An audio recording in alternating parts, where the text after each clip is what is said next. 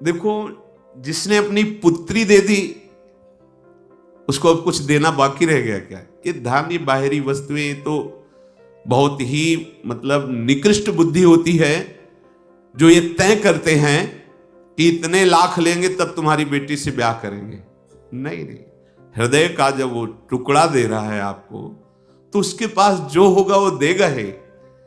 और सबसे बड़ी बात है, अगर वो तुम्हें धन नहीं दे पाया ना, तो हृदय से आशीष देगा तो तुम्हारा मंगल हो जाएगा।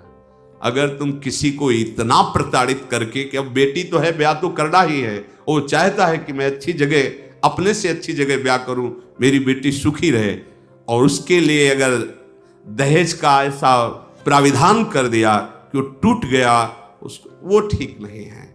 सबसे प्रार्थना है, ये चला रहा है। दहेज का मतलब है कन्या के सुख के लिए सहर्ष जो माता पिता प्रदान करते। कोई ऐसा माता पिता नहीं है जो प्रदान ना करे। जब पुत्री प्रदान कर रहा है तो उसके पास जो है तो प्रदान करेगा ही।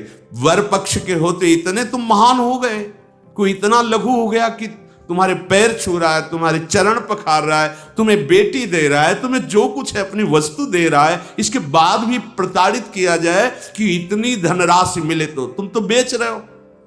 तुमसे महान तो वो है जो दान कर रहा है, तुम्हारे लिए कन्यादान सबसे बड़ा दान कर रहा है। अरे उसकी तरफ देखो। चाहिए कि अगर उसको जरूरत हो तो अपने पास भगवान ने दिया हो तो सहयोग कर देना चाहिए। तुम बेटी की तरफ से तैयार ब्याह की व्यवस्था करो, हम अपनी बारात की व्यवस्था खुद कर लेंगे, कोई जानेगा नहीं, तुम्हारी तरफ से ही होगी। ये संबंध होते हैं। पर यहां तो अब ऐसा चलने लगा है कि पहले तय हो जाता है, जैसे कोई सामान बेचनी ना, कि इतना, ये एक कार, घर में साइकिल भी नहीं चलाई, साइकिल भी नहीं चलाई, और एक कार, अब वो लड़की वाला है ना बेचारा, एक कार इतने लाख रुपए है, इतना ये मतलब लड़का पैदा हो गया तो मानो उनकी सिद्धियां पैदा हो गई हैं इसी से। फिर क्या होता है? कलह या शांति, और वो क्रूरता उस घर में छाती है, सुख नहीं मिलता। प्यार से अगर वो जो भी है दे रहा है, इसके बाद आपके चरण पकड़ रहा है, अपनी कन्या अर्पित कर, इससे बड़ा क्या होगा? थोड़ा बुद्धि से विचार कर देखो। केवल वो लड़की है इसलिए वो दैन्य हो रहा है, और केवल आपका लड़का इसलिए आप इतने गर्व में हो रहे हो कि उसके ऊपर ऐसा बोझा रखते। इतना नहीं तो ब्याह नहीं हो पाएगा। जाइए, चाहे जितनी सुशील पढ़ी लिखी लड़की हो, तुमने नहीं देखा ये बात, तुमने ये देखा कि इतना धन दोगे तो ब्याह हो सकता है, अन्यथा नहीं। नहीं भाई, धन कोई चीज नहीं है। वो सुशील दैन्य भाव से माता पिता परिवार को सजाएगी आकर के, बहुत बढ़िया है। और फिर जो कृपा प्रभु की तरफ से होती है तो भले नमक रोटी खाओगे, सुंदर संतान होगी, सुंदर परिवार चलेगा। इसलिए सबसे प्रार्थना है, जहां तक हो सके दहेज की मांग मत करो। सुखी होना चाहते हो तो आप बात पक्की समझ लेना। अगर आप मांगोगे, दशरथ जी ने क्या किया? कहीं मांग हुई है क्या? जनक जी ने, कोई भी माता पिता उठा नहीं रखता, हम इतना जानते हैं।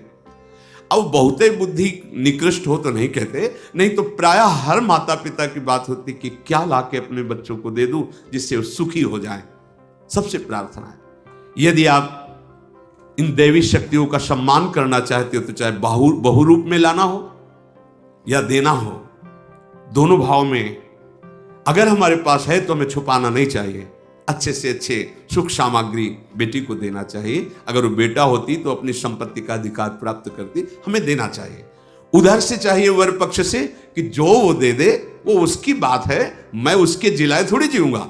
हमारे प्रारब्ध में जो हमारी प्रयत्नशीलता से संपत्ति, उससे वो अपनी पुत्री दे रहा है, काफी है इतना। बस ये देखना है कि हमारे परिवार के योग्य परिवार है, बस इतना स्वीकार करना चाहिए। इसलिए सत्संगी जिनके कान में आवाज पड़ती हो, इस बात का, इस धर्म का आदर करो कि आप अपने अनुकूल बेटी देख लो, ये तो ठीक है, पर अनुकूल धन मिले ऐसी चाह मत करो।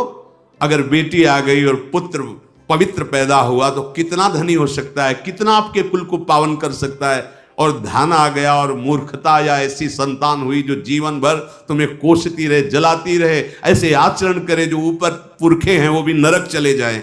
सावधान, भगवान जब कृपा करेंगे तो निहाल हो जाओगे। उनसे मांगो, किसी व्यक्ति से क्या मांगना, वो दे रहा है जितना अच्छा है, ऐसे भाव से